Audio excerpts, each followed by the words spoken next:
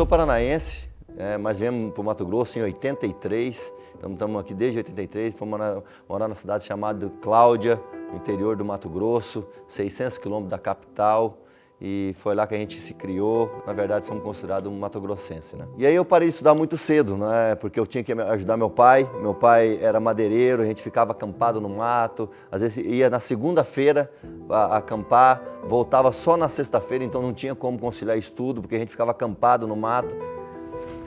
Foi meio difícil.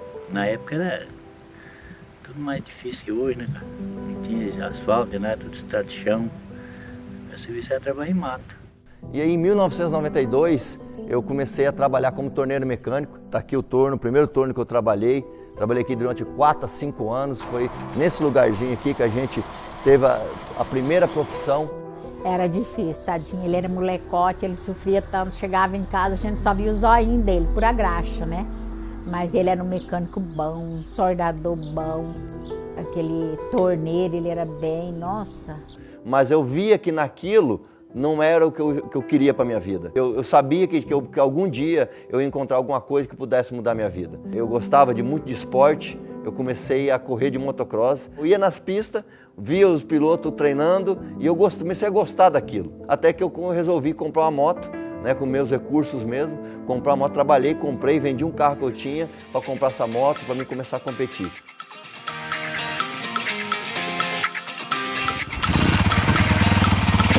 Eu trabalhava o dia todo, a semana inteira no torno. Aí na sexta-feira à tarde eu carregava minha moto, ia para a corrida, ia lá, corria no sábado, no domingo e depois carregava a moto e voltava embora, porque segunda-feira a gente tinha que estar aqui de novo, trabalhando, né, para ganhar nosso pão de cada dia.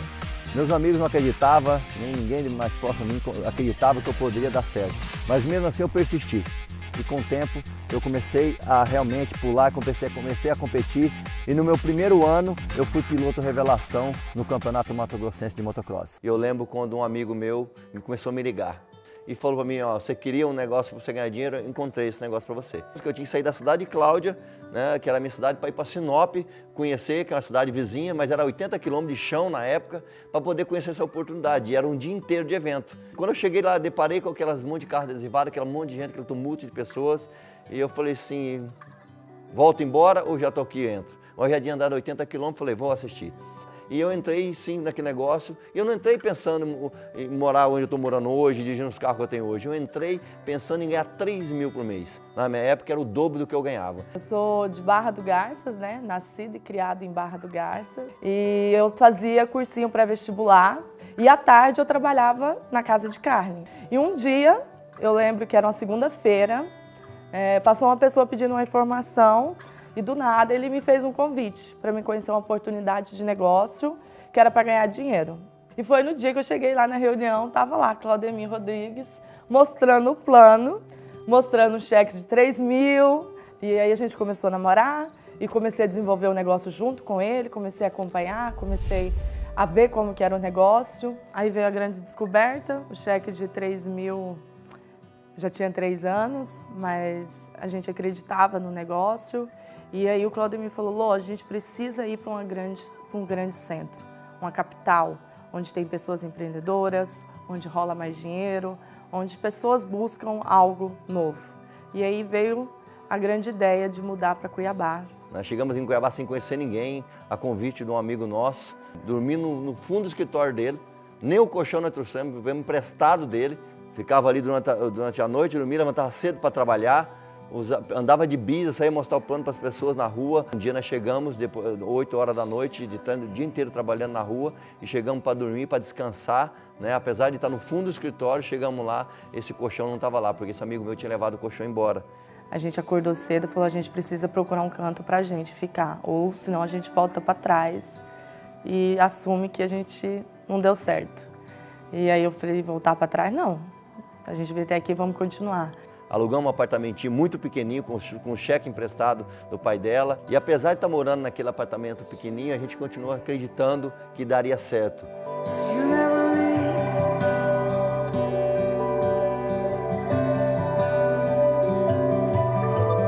Muitas e muitas vezes lá da sacada, a gente ficava olhando o condomínio que estava sendo construído e falava, a gente vai morar um dia, e ficava sonhando ali nessa casa. E sonhando, né? Nunca deixamos de sonhar, nunca deixamos de sonhar e acreditar que um dia nós já saímos daqui e moraríamos naquele condomínio.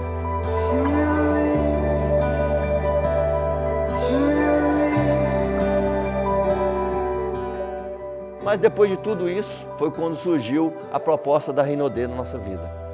Eu lembro até hoje que o meu patrocinador é o Toshiro, ele me falava, acredite, cara, essa empresa vai mudar sua vida. Venha conhecer o que é a Rinodê. A Rinodê tá começando, mas vai ser gigante.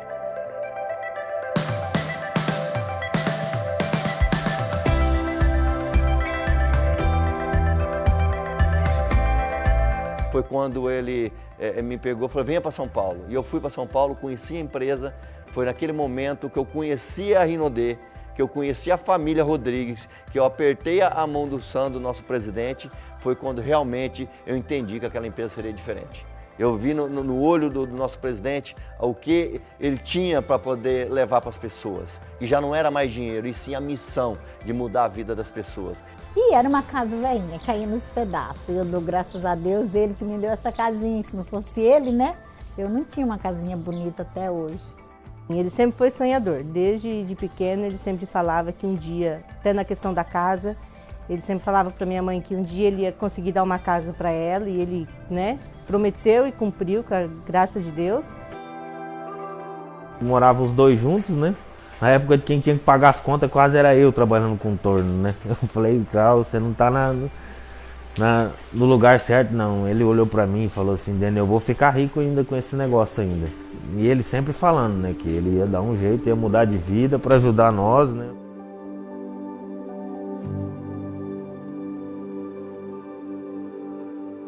Primeira vez que a gente conheceu esse lago aqui, esse lugar maravilhoso, né? E a gente estava num barquinho pequeno, né, Lô? Tava num barquinho e chegou um barco bem maior que o nosso ao lado e eu tive que olhar para cima para olhar para ele. E naquele dia nasceu um sonho de ter um barco como esse. Na verdade, até pedi pro dono do barco para eu poder entrar dentro do barco dele, conhecer como é que era, para me visualizar aquele sonho, né, e para depois a gente concretizar. Colocamos no quadro do sonho e eu sempre visualizava isso. Quando a gente fala que hoje tem coisas acontecendo na nossa vida que nós não tínhamos sonhado nem nos melhores sonhos, é disso que a gente está falando. É aqui que a gente carrega as baterias, tem vezes que a gente vem aqui e fica 3, 4 dias embarcado, né, se divertindo, se descansando a mente, para a gente voltar depois, né, com as energias carregadas. A gente vê nele que ele é uma pessoa exigente, tanto é que ele chegou onde ele chegou, né? E assim, a gente se espelha nisso, né? Eu mesma tenho orgulho, bastante orgulho dele, que ele é um paizão, mudando de vida, ele mudou muito a nossa. Eu tenho hoje em dia muita oportunidade, né? Muito mais oportunidade com ele. O pessoal não apoiava, não dava credibilidade nenhuma para ele. Toda vez que ele, tanto é que ele começou o negócio, ninguém acreditou. E mesmo longe, ele sempre tenta estar presente da gente, mesmo trabalhando muito, ele tenta ser um pai bem presente. Que eu posso ter tempo com a minha família, eu posso ter tempo para desfrutar, eu posso ter o luxo de ficar um dia dentro de casa e não ter que sair trabalhar e poder desfrutar do meu barco, poder desfrutar da minha vida. Hoje é o que a Rinodê nos proporciona, realmente ter uma vida digna, uma vida surreal, uma vida que eu jamais sonhei há 16 anos atrás. Se me falasse para mim que eu ia estar vivendo uma vida dessa, eu ia chamar a pessoa de maluco. Você é responsável pela sua história. Momentos desafiadores sempre vão existir, mas você é quem decide o que fazer com eles. Determine os seus objetivos e lute para alcançá-los. Só assim você poderá ir do impossível à realidade.